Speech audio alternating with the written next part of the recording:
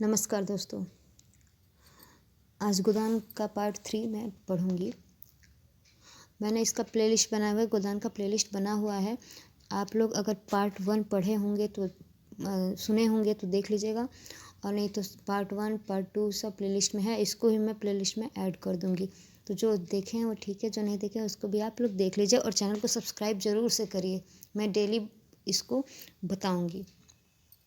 और प्रेमचंद की या फिर कोई भी अच्छी कहानी जो भी होगी, कहानी हो उपन्यासों, मैं आपको प्रोवाइड कराऊंगी। चलिए स्टार्ट करते हैं।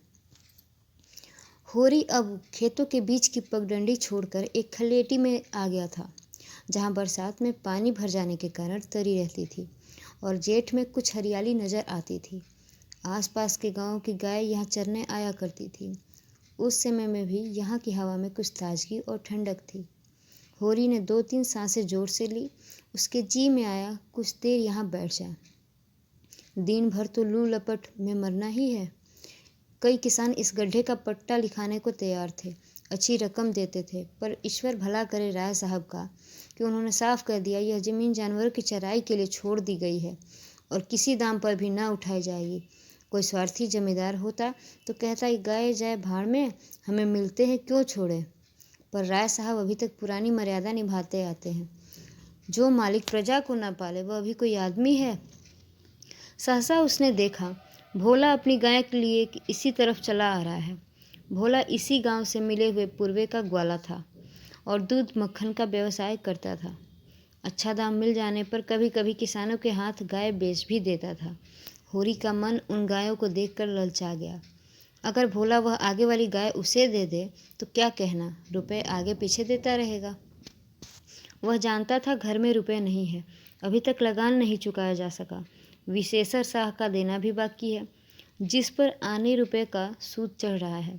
लेकिन दरिद्रता में जो एक प्रकार की अदूरदर्शिता होती है, वह निर्लजता के तकाजे, गाली और मार से भी भयभीत नहीं होती। उसने उसे प्रोत्साहित कर दिया। भोला के समीप जाकर बोला, राम राम भोला भाई, कहो क्या रंग ढंग है, सुना अब की मेले से नई गाय लाए हो। भोला ने रुखाई से जवाब दिया। होरी के मन की बात उसने ताड़ ली थी। हाँ, 2 बछिए और 2 गायें लाया। पहले वाली गाय सब सूख गई थी, बंधी पर दूध न पहुँचे तो गुजर कैसे हो। होरी ने आगे वाली गाय के पुट्टे पर हाथ रखकर कहा, दुधार तो मालूम होती है, कितने में ली। भोला ने सान जमाई। अब की बाजार बड़ा तेज रहा महतो, इसके 80 रुपये देने पड़े। आंखें निकल गई। 30-30 रुपये तो दोनों कलोरों के दिए। 30 पर ग्राहक रुपये का 8 से दूध मांगता है। बड़ा भारी कलेजा है तुम लोगों का भाई, लेकिन फिर लाए भी तो माल के यहाँ 10-5 गाँव में तो किसी के पास निकलेगा नहीं। भोला पर नशा चढ़ने लगा। बोला, राय साहब इसके 100 रुपये देते थे, दोनों कलोरों के 50-50 रुपये, लेकिन हमने न दिए।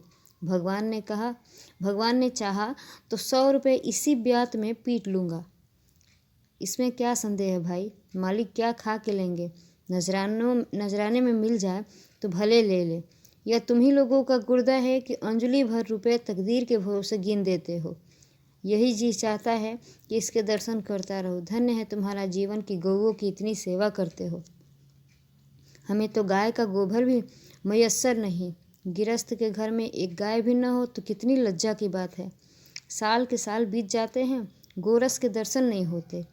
घरवाली बार बार कहती है, भोला भैया से क्यों नहीं कहते।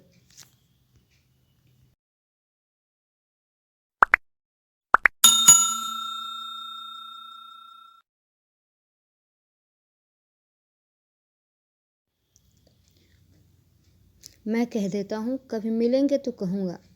तुम्हारे स्वभाव से बड़ी प्रसन्न रहती है, मतलब तुम्हारे स्वभाव से बहुत प्रसन्न रहती है। कहती है ऐसा मर्द ही नहीं देखा है, जब बातें करेंगे नीची आंखें करके, कभी सिर नहीं उठाते। भोला पर जो नशा चढ़ रहा था उसे इस भरपूर प्याले ने और गहरा कर दिया। बोला, आदमी वही है जो दूसरों की बहू बेटी को अपनी बहू बेटी समझे। जो दुष्ट किसी मेहरिया की ओर ताके उसे गोली मार देनी चाहिए। यह तुमने लाख रुपए की बात कह दी है भाई। बस सज्जन वही जो दूसरों अपनी आबरू समझे, दूसरों को भी अपनी आबरू समझे। जिस तरह मर्द के मर जाने से औरत अनाथ हो जाती है, उसी तरह औरत के मर जाने से मर्द के हाथ पांव टूट जाते हैं। मेरा तो घर उजड़ गया, महतो, कोई एक लोटा पानी देने वाला भी नहीं है। गत वर्ष भोला की स्त्री लू लग जाने से मर गई थी, यह होरी जानता था, लेकिन 50 बरस का खंखर भोला भीतर से इतना स्निग्ध है वह न जानता था। स्त्री की लालसा उसकी आंखों में सबल हो गई थी। होरी को आसन मिल गया, उसकी व्यवहारिक कृषक बुद्धि सजग हो गई। पुरानी मसल झूठी थोड़ी है, बिन घरनी घर भूत का डेरा, कहीं सगाई क्यों नहीं ठीक कर लेते। ताक में हूँ महतो, पर कोई जल्दी फंसता नहीं। 150 खर्च करने को भी तैयार हूँ, जैसी भगवान की इच्छा। अब मैं भी फिक्र में रहूँगा, भगवान चाहेंगे तो जल्दी घर बस जाएगा। बस यही समझ लो कि उबर जाऊँगा भैया। घर में खाने को भगवान का दिया बहुत है, 4 पसेरी रोज़ दूध हो जाता है, लेकिन किस काम का।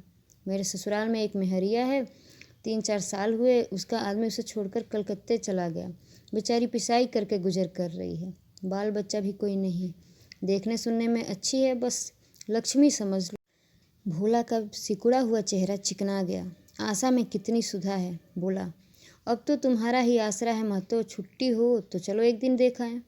मैं ठीक ठाक करके तब तुमसे कहूँगा। बहुत उतावली करने से भी काम बिगड़ जाता है। जब तुम्हारी इच्छा हो तब चलो, उतावली काहे की। इस कबरी पर मन ललचाया हो तो ले लो। यह गाय मेरे मान की नहीं है दादा, मैं तुम्हें नुकसान नहीं पहुंचाना चाहता। अपना धर्म यह नहीं है कि मित्रों का गला दबाए। जैसे इतने दिन बीते हैं वैसे और भी बीत जाएंगे। तुम तो ऐसी बातें करते हो होरी, जैसे हम तुम दो हैं। तुम गाय ले जाओ, दाम जो चाहे देना। जैसे मेरे घर रही वैसे तुम्हारे घर रही। 80 रुपये में ली थी, तुम 80 रुपये ही दे देना। जाओ, लेकिन मेरे पास नगद नहीं है दादा, समझ लो। तो तुमसे नगद मांगता कौन है भाई। होरी की छाती गज भर की हो गई। 80 रुपये में गाय महंगी न थी। ऐसा अच्छा डील डॉल दोनों जून में 6-7 सेर दूध, सीधी ऐसी कि बच्चा भी दूह ले। इसका तो एक एक बाछा 100-100 का होगा।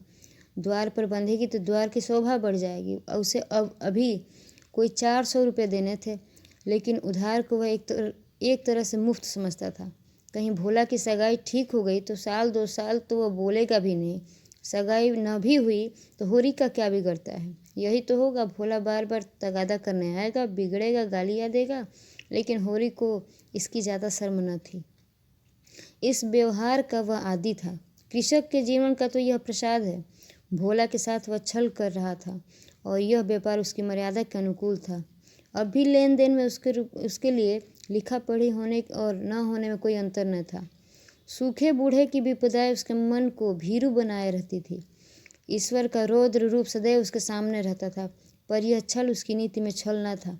यह केवल स्वार्थ सिद्धि था और यह कोई बुरी बात न थी।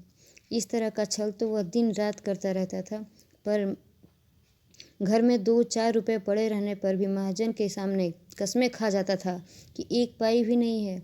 सन को कुछ गीला कर देना और रुई में कुछ बिनौले भर देना उसकी नीति में जायज़ था।